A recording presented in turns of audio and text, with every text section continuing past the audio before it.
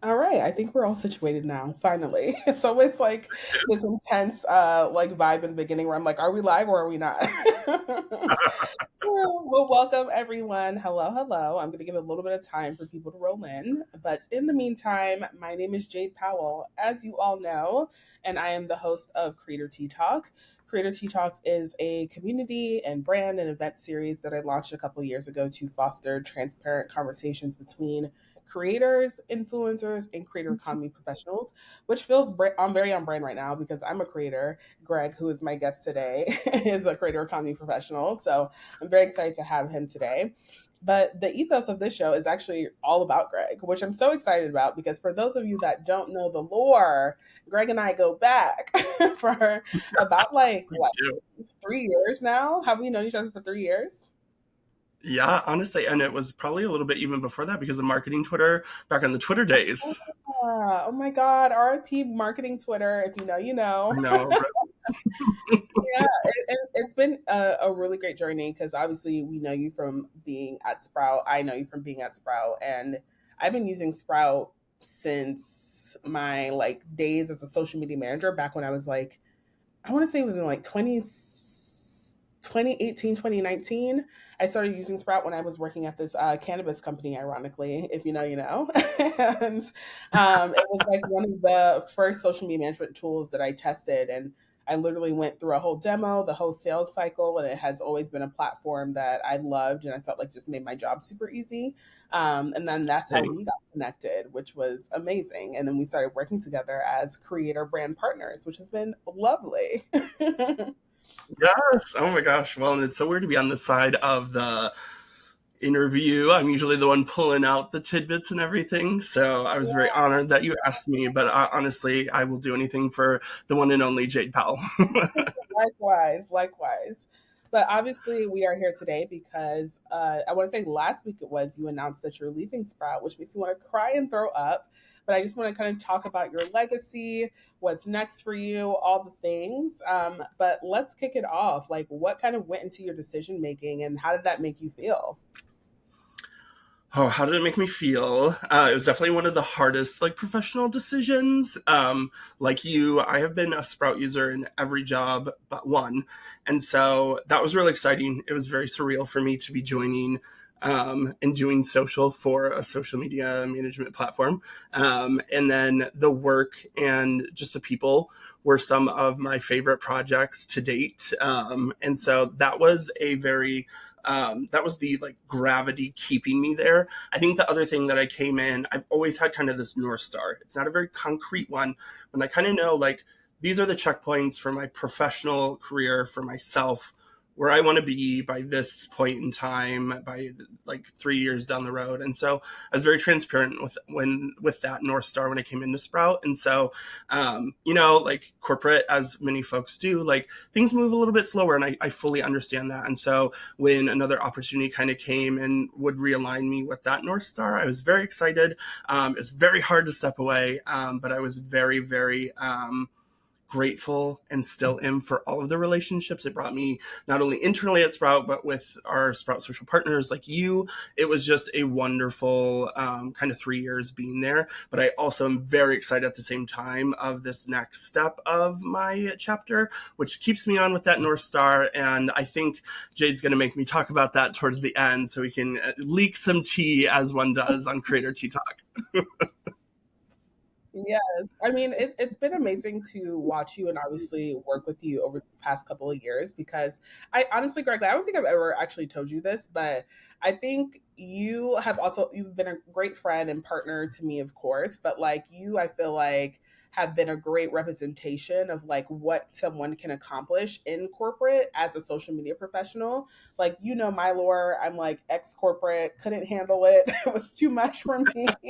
So when I see people like you, social media professionals and creatives working inside in corporate and are able to accomplish so much, especially in a short period of time, it means so much to me because it's like, okay, I may not have been able to do it, but someone else was. And it's really beautiful to witness, especially with your advocacy. I feel like from the beginning, it was very clear that you really wanted to amplify Black, Brown, and queer creatives, which I really always appreciated. because especially in this industry, it's just not something that I feel is always top of mind. It's like we're oftentimes an afterthought, or we get pulled into campaigns just for those like cultural heritage months. So I'm really appreciative of the work that you've done. And obviously, I like to feel like I contribute to this. You won an award, a Shorty Award, Sprout won a Shorty Award, which is very exciting. So Yeah. congratulations. I just think I feel like you've done so much in the short span of 3 years, and I know other social media professionals can relate to that. And even just you mentioning how corporate can be a little bit slower moving, and it's hard to keep up with like the fast pace of social, which is something I very much experienced when I was in social. So I kind of want to hear from you, like during that time at Sprout, do you feel like you got the support you needed, the systems, the tools in place to like fully execute on your job, or do you wish you would have been able to do more? Yeah, well, I mean, first off, just like that means a lot to me because so Sprout was actually my first corporate job. I worked a lot, primarily actually in nonprofit or associations. My first job was actually at an agency and more like public affair. So my background is like PR, right? At the end of the day, like slid over to social. So that means a lot because I was quickly figuring out what I was doing in the B2B space. But I think what I always keep at my root is like, the foundations of PR is like tying PR to business outcomes. So I came in and every project I Mhm. was handed, I was like, okay, what am I going to impact at the organization? And that was very helpful. And I think a lot of that success and internal buy-in that I got was because of that. So overall, I mean, as best I could, I was wearing a lot of hats. So I was doing social, I was a strategist, but I was still helping execute on some of the content. I was kind of our focus on our campaign bridge between our campaigns team and social, a lot of our customer care efforts, so working with our support team, and then we had the influencer and creator. And so I feel like I had Rachel Goulet, if she's on, she was one of the best managers ever, very empathy driven. When I came in, she connected all of the bridges, which I think is so important. She was like, you should meet this person, you should meet this person. That set me up for success and cross functional like impact very early. And I think, at the end of the day, I was still largely a one person team. We were able to bring on, I had a dotted line to Autumn, who joined late December of last year. And so she joined on, but like in terms of like influencer creator work, that was still about 10 or 15% of her focus.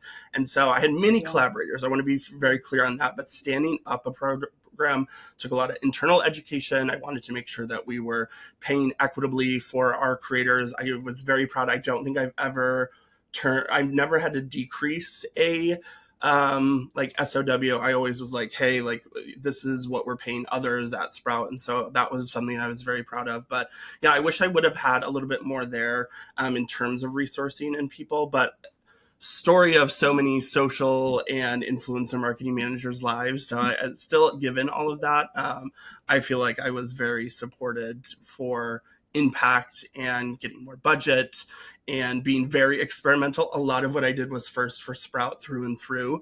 And so that was Mhm. very, very exciting. A lot of nerve wracking Yeah. because I've spent a lot of money, right? I'm sure. I know. It's like it's one of those things where I feel like when you're in social, especially when you're like operating as in a community, an environment where you know so many other social media professionals, and you hear what so and so is doing at one brand, and you hear how much budget at so and so has another brand. It's like hard to wrap your mind around like how fast you can scale and how fast you can grow.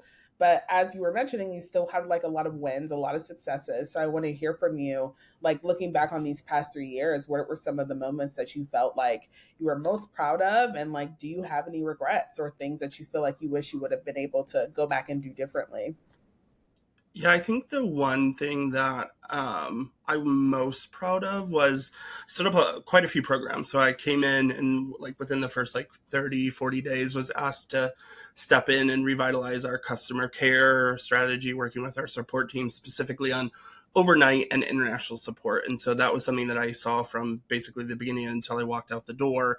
And so I moved from that to kind of evangelizing more of our employee advocacy internal levers, so working with internal comms and making sure that was a robust like impact. And now the people who took over have done spades in what I was able to do. And then I moved into more of an organic social account based marketing, which that doesn't really exist. There's not a real blueprint for that. So I had to figure out what that meant. And then moving into the influencer creator program that I stood up. So that cross functional, like there would be no successful programs without like cross functional and across the business support, product, senior leadership, executive leadership. So that is something I'm really proud of. And in terms of regrets, I don't really believe in regrets unless it's like um, I'm having like really negative impact on people, and I feel like that's not me these days, if ever.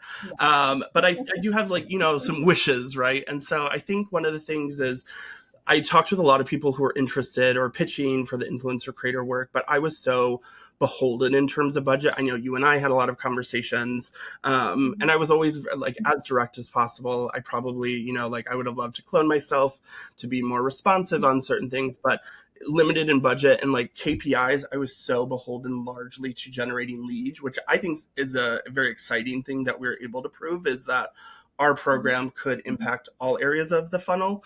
So I'm very proud of that, but I definitely wish I was able to partner with more folks in innovative and creative ways. We were definitely able to do that, but I think we could have done a little bit more. But it was only just under 2 years of the program being stood up, so I'm still very proud of what we were able to do. Yeah, I mean, to your point, I think, I mean, ideal world, if there was a limited budget, a limited time, multiple Gregs, you would have been able to do a lot more. But I still think, I love that, multiple Gregs. But I still think there was so much that you accomplished. And I do feel that you and the team at Sprout were able to kind of like establish a level of credibility for the brand because you were able to execute on so many campaigns. Like you did a shit ton of work, Greg. Like even watching from the outside, I was like, damn, like it was a lot going on. And I know that you were saying like you wish you could have been able to, work with as many creators as possible. But I'm curious for the creators that are watching or listening later. What advice do you have for them who would want to work with brands like Sprout in this kind of B2B space? I think this is advice that I give myself every time I move to a new job or a new category or a new industry is like think outside of the box you're in. So when I was at nonprofit, I was looking very much at other non-nonprofit brands on social and I was like, oh, I look what they're doing. I like how they're doing that storytelling. And so similarly at Sprout, like with our influencer creator program, I was not looking at other B2B brands. I very rarely ever looked at them. I was like, what are the Yeah. Netflixes doing? And so we were able to do an unboxing campaign. We were able to do all these things, and I wasn't seeing a lot of that in the B2B space. And I think that was because creators on LinkedIn were still somewhat early. But I think my advice to like Mhm. creators looking is like thinking outside of like the B2B, out of the B2B box. So like we did dinners, like our dinner was the first ever creator dinner co-branded that we did at Sprout, and then we did 4 or 5 more after that. We partnered with Maxine the Yeah. Corgi at Art Basel. And so I think doing some of those outside of the box ways, but understanding what the objectives are. I was always, if not, I was close to always, if not always, very clear about this is for awareness or this is largely to generate leads, i.e., report downloads or whatnot. So the sandbox that we have to play in is sometimes those objectives, but like think outside of the box when you're pitching, because I think I loved working with you and select others who are always like, let's do this wild and wacky thing. And I was like, all right, I'll see what we could do, see if we have the budget and see if we can pull it off.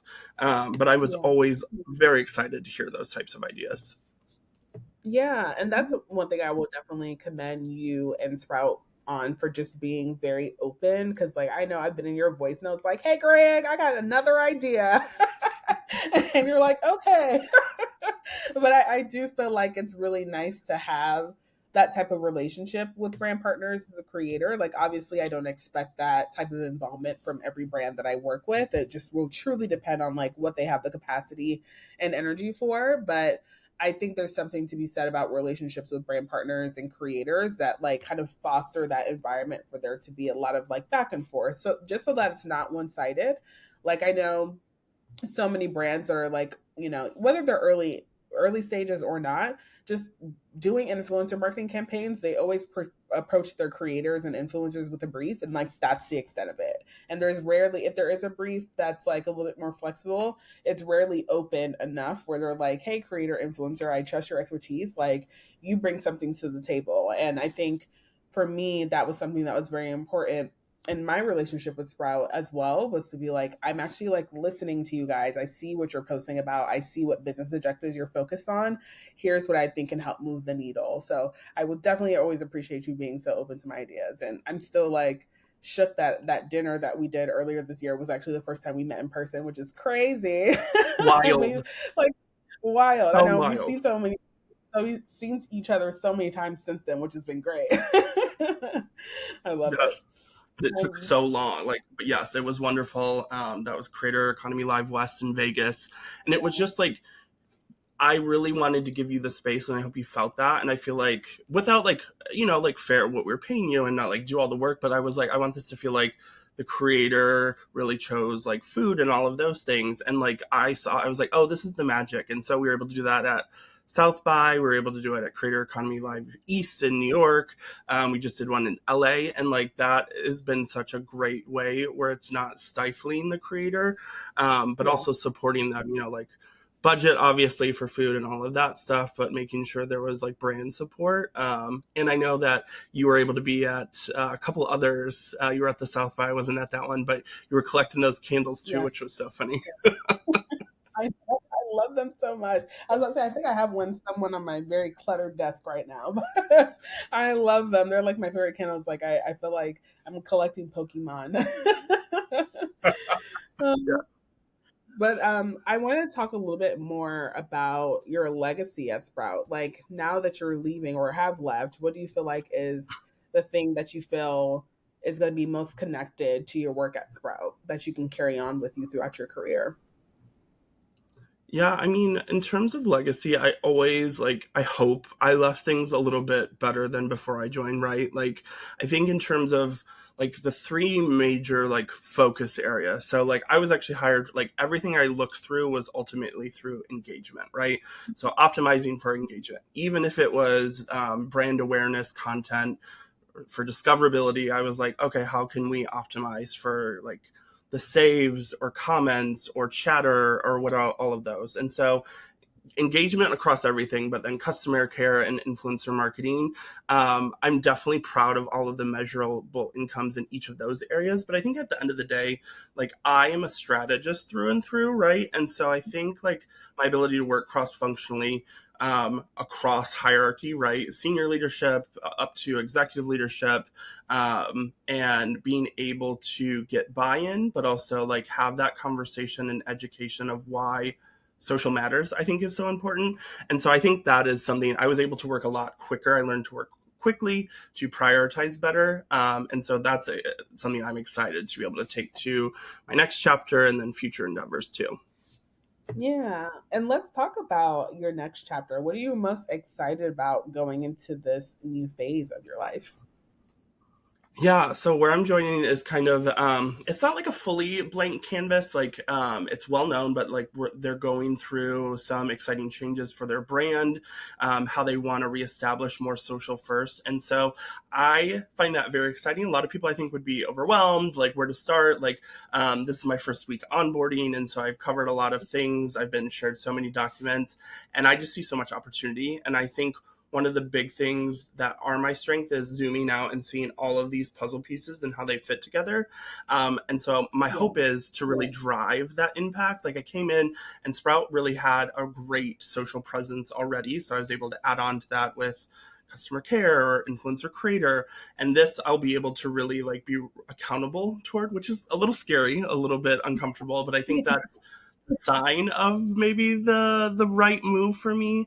And I Yeah. think it'll be a little bit more brand led, and so that excites me too because I was so conversion optimized. And not to say like I won't be looking at that how it impacts the business, but I'm really excited to do more brand led social, to get this brand in front of some new individuals. So I'm very excited for that, and part of that will be yes, influencer creator work. Yes, I'm like waiting for the call. I'm like, call me when you're ready.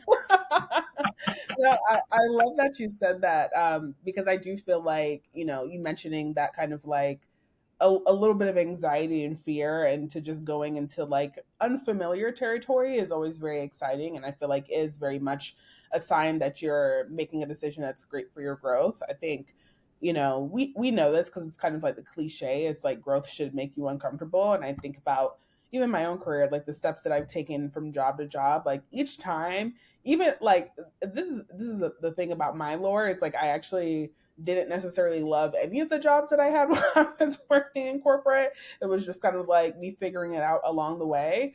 Yeah, But beside that point, I do feel like a lot of the opportunities I had and the experiences I had shaped me to have the knowledge and skill set that I had now. And each time, even though I was like, I can't wait to leave. I was still like snotting and crying because I'm like, I have to do something new. It was like so truly. like scary. Truly. Oh and my I, gosh. If I could I go back and give little Greg advice, oh, there'd be so many things. yeah, well, let's double tap on that. What are some of the pieces of advice that you would give?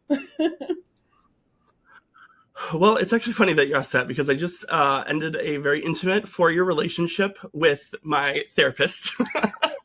And so we had our final session Wow, I'm yesterday. so There was a lot happy of to hear tears. it.